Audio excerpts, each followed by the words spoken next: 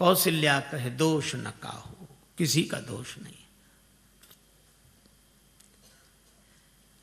ये तो कर्म विवश दुख सुख क्षति लाहू, दुख सुख हानि लाभ भाग्य के अधीन है, कर्म विवश हैं। और देवी मोह बस सोचिए बादी, विधि प्रपंच अस अचल अनादि। विधाता का प्रपंच किसी को समझ में नहीं आता, लेकिन एक बात का मुझे दुख है, श्री राम जी के बन जाने का नहीं। राम जाहि बन राज तज भल परिणाम न पोच। राम जी वन को चले जाएं, लौटकर आ जाएंगे, परिणाम अच्छा होगा, बुरा नहीं होगा। तो फिर आपके आंखों में आंसू क्यों? कौशल्या जी ने कहा कि राम जी की सौगंध मैंने आज तक नहीं की, लेकिन चित्रकूट जैसे तीर्थ में मैं राम जी की सौगंध करके कह रही हूं, गहवर ही कहे कौशला मोहि भरत कर सोच। मुझे भरत की चिंता है। क्यों? क्योंकि गूढ़ स्नेह भरत मन माही, रहे नीक मुह लागत नाही। भरत जी के हृदय में छिपा हुआ प्रेम है। भरत राम के बिना नहीं रह सकते। इसलिए सुनैना जी, आप महाराज जनक से प्रार्थना करें, पंचायत में ऐसा फैसला हो कि भरत जी राम जी के संग चले जाएं। श्री सीता जी को लेकर विदा हुई। सुनैना जी जनक जी के पास आई। जनक जी ने बेटी को वनवासिनी वेश में देखा। भयउ प्रेम परितोष विसेखी। मन में स्वाभिमान का उदय हुआ कि मेरी बेटी के ऐसे त्याग का जीवन, लेकिन मन में एक बात आई, किसी व्यक्ति ने अपनी बेटी का विवाह किया बड़े ठाट वाट से, बेटी की विदा हुई, ससुराल गई, दैवयोग दूसरे दिन उसकी मृत्यु हो गई। सभी लोग जुड़े, शोकाकुल था परिवार। उस बेटी का पिता भी आया था। सबने अपनी अपनी श्रद्धांजलि दी। पिता ने कहा कि बेटी की समाधि बनाओ तो उस पर ये 2 पंक्तियां मेरी ओर से लिखा देना। क्या दिया? जो कुछ भी दे सकते थे हम इस उम्मीद ना मुरादी में, कफन देना ही भूले थे फकत सामान्य शादी में। हम यही देना भूल गए थे। जनक जी भी सोचते हैं कि हम ये वनवासिनी का जो वेश धारण किया, ये वस्त्र देना भूल गए थे। श्री जानकी जी की ओर देखकर कहा, पुत्र पवित्र किए कुल दो, दोनों कुलों को पवित्र किया बेटी। श्री जानकी जी माता से विनय करके लौटकर अपने शिविर में आ गई। जनक जी से मां सुनैना ने कहा जो कौशल्या जी ने कहा था। जनक जी उठकर बैठ गए। देवी, धर्म राजनीति ब्रह्म विचार अत्यंत जटिल विषय है। धर्म के बारे में निर्णय करना कठिन। किम कर्म किम अकर्मेति कवियो अप्यत्र मोहिता। बड़े बड़े बुद्धिमान मोहित होते हैं। और राजनीति कुछ भी निर्णय पूर्वक कहना कठिन होता है। और ब्रह्म विचार वेदांत, वेदांत तो अकथ का कथ्य है। जो नहीं कहा जा सकता उसको ही कहा जा रहा है। कितना कठिन। पर श्री जनक जी कहते हैं इन तीनों विषयों में मेरा अधिकार है, पर मेरी ऐसी सूक्ष्म बुद्धि भी सोमति मोर भरत महिमा ही कहे काह छुअ सकत न छाही। ऐसी मेरी बुद्धि भरत जी की महिमा क्या कहेगी, उनकी परिछाई भी नहीं छू सकती। भरत जी के गुण तो एक ही हैं जो जानते हैं, वे हैं श्री राम। भरत महामहिमा सुन रानी, जानहि राम न सकहि बखानी। पर भरत कथा भवबंध विमोचनी। पूरी रात यही चर्चा करते रहे। इधर श्री भरत सब सो रहे हैं, पर 2 भाई जाग रहे हैं। एक नेम के कारण एक प्रेम के कारण, एक राम जी के चिंतन में, एक राम जी की चिंता में, एक सजग लोचन है, एक सजल लोचन है। नेम के कारण जाग रहे हैं श्री लक्ष्मण और प्रेम के कारण जाग रहे हैं श्री भरत। लक्ष्मण जी राम जी के चिंतन में जाग रहे हैं, भरत जी राम जी की चिंता में जाग रहे हैं। नींद नहीं आती। श्री भरत यही सोचते हैं कि ही विधि हो ये राम अभिषेको, मोहि अवकलत उपावन एको। मुझे कोई उपाय समझ में नहीं आता। अहो अहो इस शिला खंड पर बैठा कौन तपोधन, एकटक रहा निहार गगन को करता अश्रु विसर्जन। मन में एक बात आई, माता कौशल्या के कहने से राम जी लौट जाएंगे। मैं मां कौशल्या से ही कहूंगा। मन में हर्ष की लहर उठी, लेकिन फिर विषाद आ गया। कौशल्या माता के कहने से लौट तो चलेंगे श्री राम, लेकिन कौशल्या माता कहेंगी तब ना। मां तू कहें बहुरई रघुराऊ, लेकिन राम जननी हठ करवि की काऊ। व्यंग कितना मधुर है।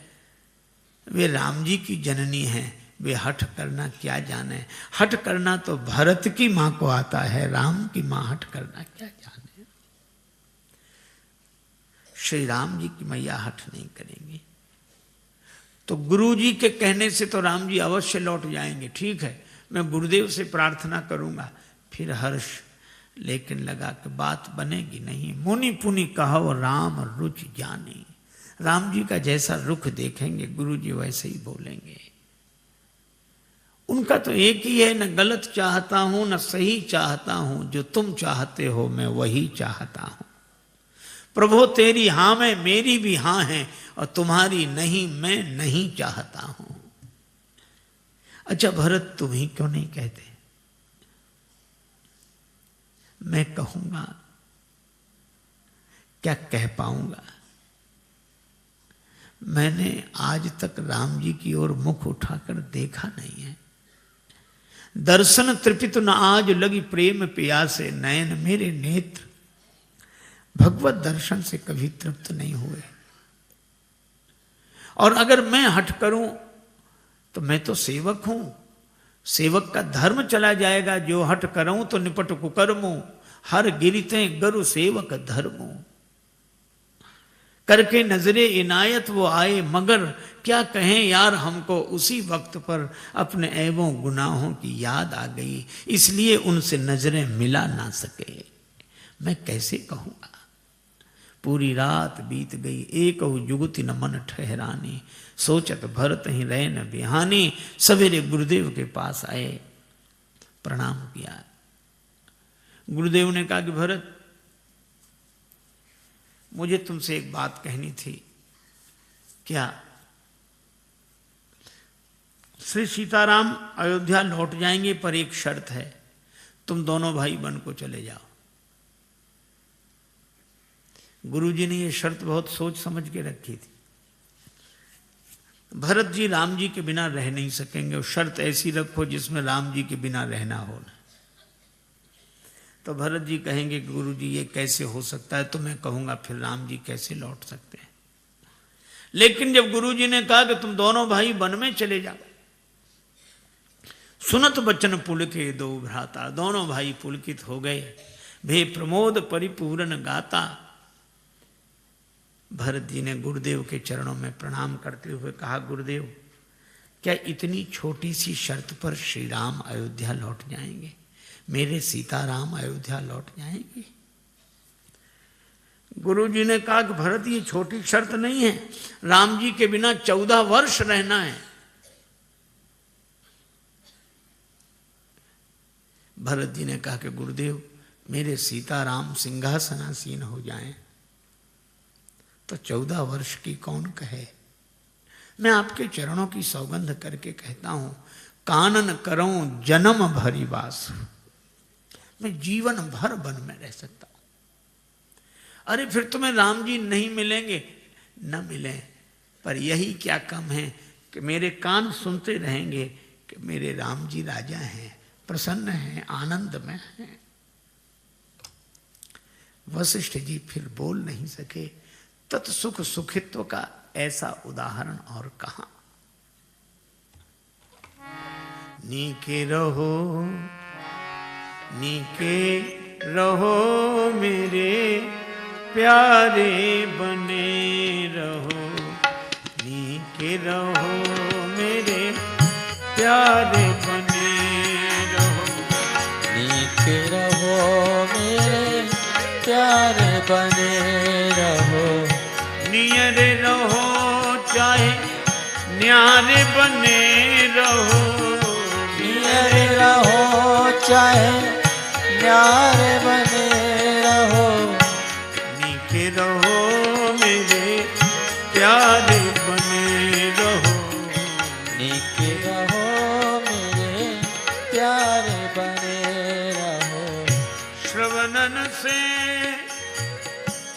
सुन सुन सुख पाऊं, श्रवणन से सुन सुन सुख पाऊं, इतने ही प्राण आधार बने रहो, इतने ही प्राण आधार बने रहो, नीके रहो मेरे प्यारे बने रहो, नीके रहो मेरे प्यारे बने रहो, नीके रहो मेरे प्यारे बने रहो।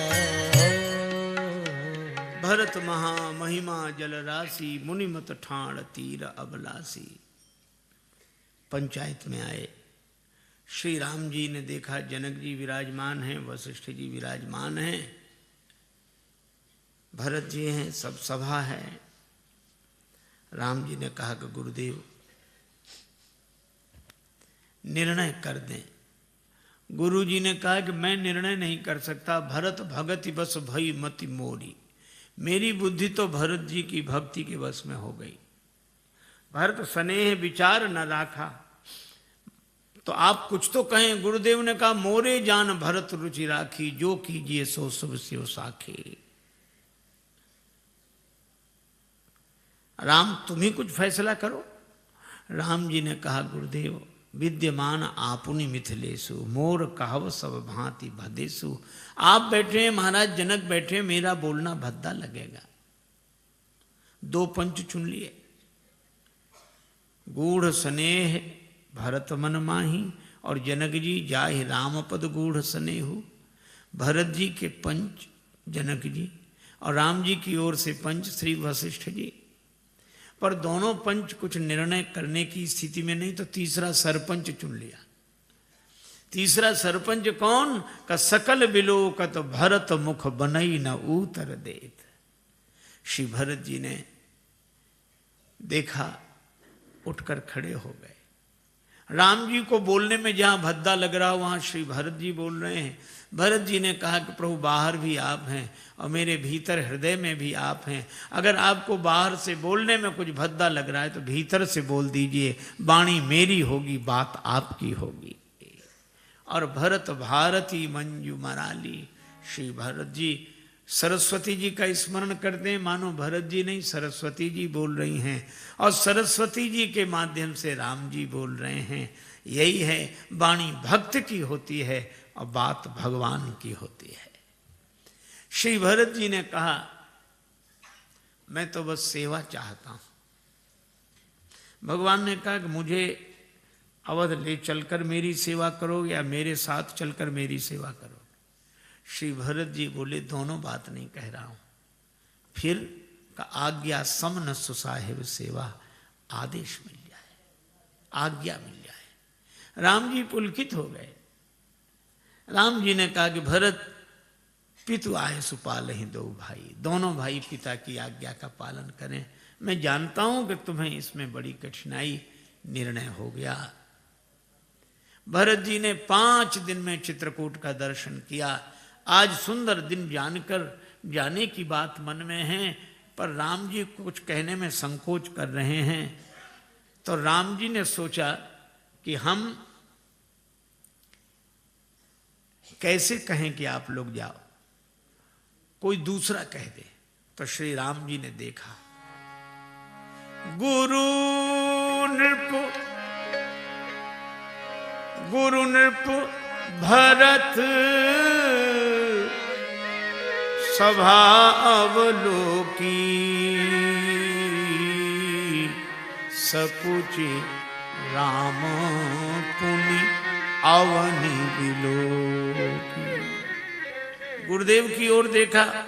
आप कह दें गुरुदेव मन ही मन सोच रहे हैं कि मेरा काम तो जीव को भगवान से मिलाना है, मिले मिलाए को अलग करना तो नहीं।